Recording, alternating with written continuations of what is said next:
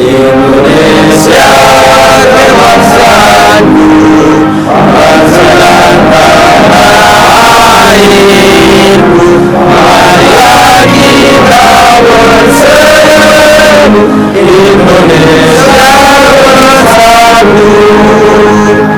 Hiduplah tanahku, hiduplah negeriku, bangsaku, rakyatku semuanya. Bangunlah jiwanya, bangunlah badannya untuk Indonesia Raya. Indonesia Raya.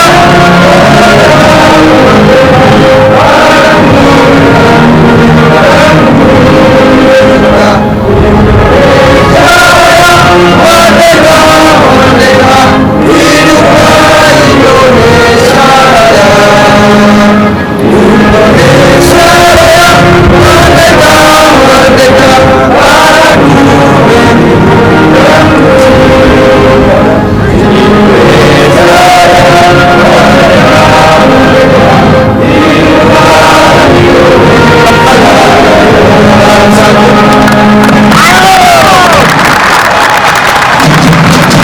And so welcome to day 9 of this Toulon tournament, the Tournoi Maurice Revello. A massive game this for Scotland. Victory here, and they have more than 1 foot in the semi-finals on Thursday. A potential semi-final against England awaits as well.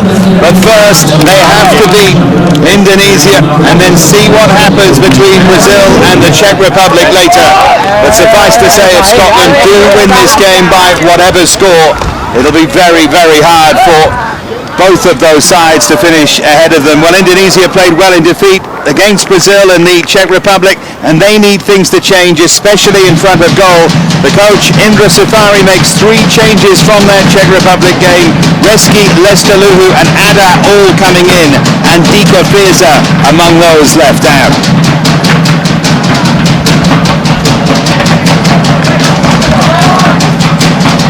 There's today's referee, Mario Sant of Malta. The 2 assistants, Christopher Francalanza and Luke Portelli. All of these referees in with a chance of officiating later in the tournament. The 4th official, Yosuke Araki. Excellent when I've seen him so far. Well, there's Tony Ralston on the right.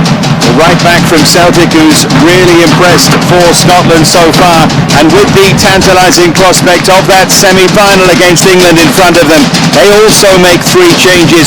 Ross McCrory, Aidan Nesbitt and Ryan Hardy are in, with Leipzig's Oliver Burke suffering with a foot injury, Kyle McGuinness a side strain, while Ruben Sammet is rested. Voilà donc, merci. There's the local delegate of sports with the Neri, Jean-Pierre Michel, to complete the ceremonial kick-off.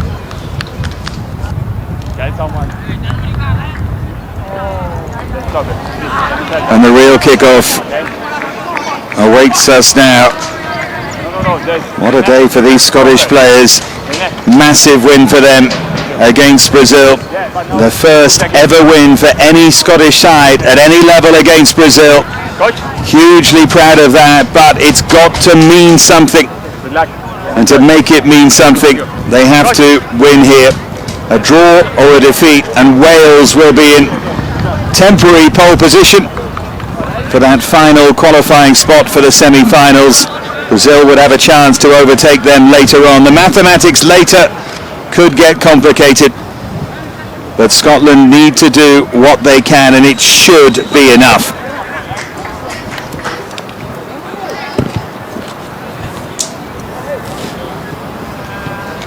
Just a final arrangement here with the nets in the goal away to our right.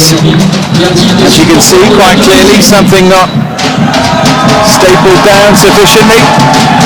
And the noise you can hear, Indonesian fans who come in the stand in front of me, you probably guessed they've got a drum, and they're excited to see their side. They accompanied the national anthem as well, quite beautifully. Plenty of Scottish fans have travelled as well, and those numbers, I'm sure, will increase on Thursday in Foster-Mer should they have a semi-final in the sunshine against England, and then potentially a final to come on Saturday in Albania. Well, the England delegation are here, as you can see. Neil Dewsnip, the coach, on the left of that picture with his assistants. Now we just wait frustratingly for the players for the issue with the net over on the right hand side to be resolved, and there is Scott Gemmell, Malky Mackay alongside him. Gemmell, though, the coach of this Scottish age group, won 26 caps himself for his country. Great pride in what they've achieved here so far. Beaten on the opening day by the Czech Republic in a really good game. Mustn't be beaten again, mustn't draw, or else it's over. And if you are sitting at home and underestimating this Indonesian side, well, don't. They were excellent in that defeat against Brazil, and arguably unlucky. What they lack is a cutting edge, but they're technically very solid side. Craig Whiten trying to find a way through there for Scotland.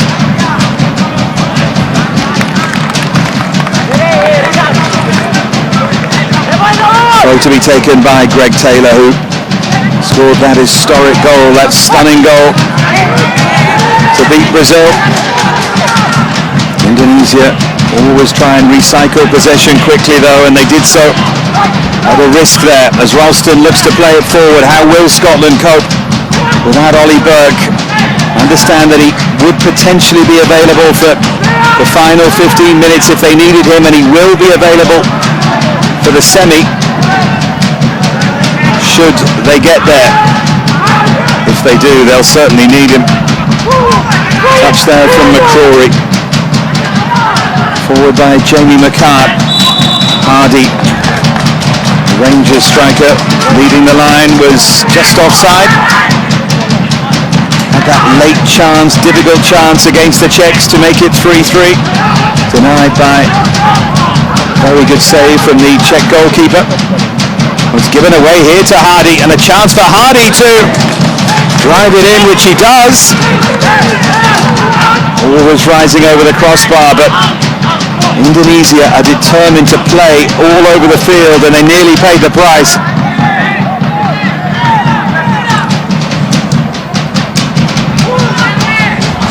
Gotta say, it's a footballing style to be enjoyed and admired, but it does come with massive risk.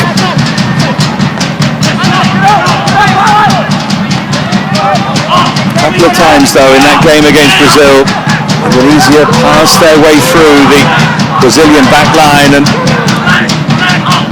they had their moments. Egy Maulana is a really good runner in forward areas, but it was Suleiman Witan who hit the post in that game. If they get a chance here, they really must take it, and Scotland then would be under pressure.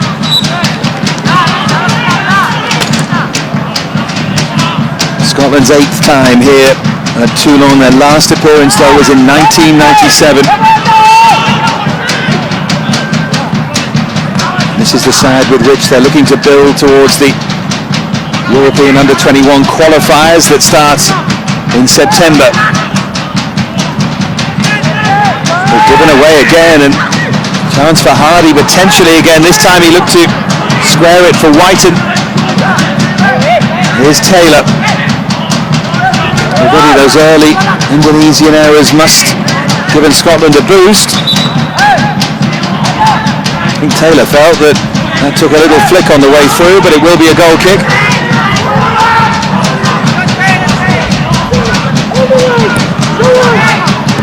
Played short to Lutfi. Again a risky pass from Mohamed Riandi. Now Ralston.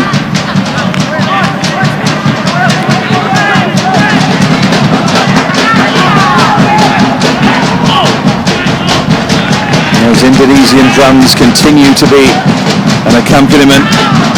We had a real buzz around this stadium, the Stade Jules Ladumeg in Vitrolles, which is the largest suburb of Aix-en-Provence.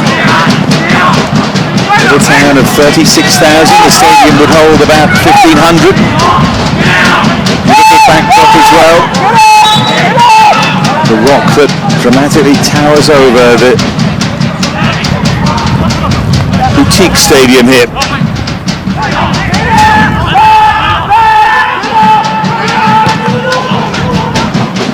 Here's Nuridayat. Marasa Bessi, the Indonesian right back, is really energetic.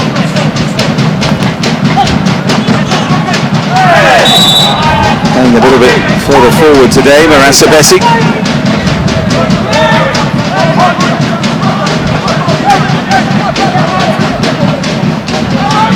There's Indra Safari, coach of the Indonesian side, and deserves huge credit to try and bring through these young Indonesian players. There's been plenty of criticism of the way that they've been brought through in recent years, but not under his watch. Played away by Jack Ruddy. There's the touch on, and Aidan Nesbitt thought about chasing it.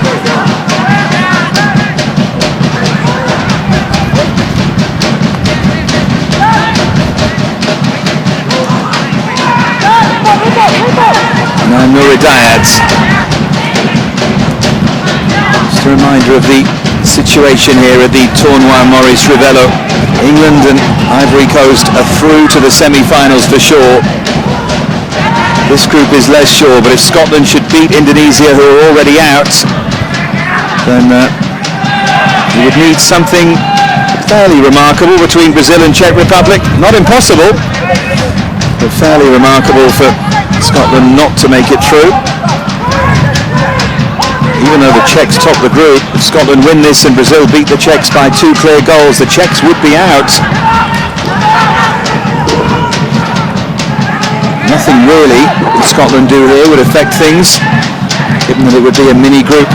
Here's Taylor bursting forward, looking for the cross, and that's well held by Riandy. I thought for a moment he was going to flick it to the feet there of Craig Whiten. There's Egy Maulana. Suleiman Witan. Now Nuridayat.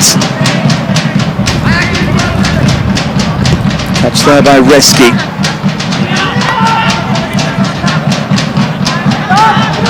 Rianto. And back with Riandy.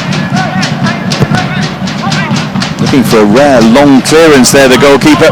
Often tries to play it to defenders' feet. Didn't work out for him that time. This is McCrory. And now Ian Wilson. Playing with the bandaged head, the Kilmarnock man. There is Tony Ralston. Scott Gamble. You can see ably assisted in the background by Peter Grant and Malky Mackay. 2 coaches with plenty of experience. This was Taylor getting through, and that was really good piece of goalkeeping with Adam Frizzell charging in at the far post. Suleiman Witan now.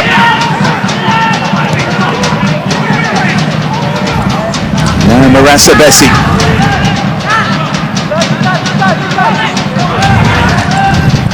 Oh, it's given away again. This time a big chance for Nesbitt to take, and he couldn't take it. Those Indonesian fans in front of me celebrate. Again they gave it away. They should have been made to pay. Aidan Nesbitt through.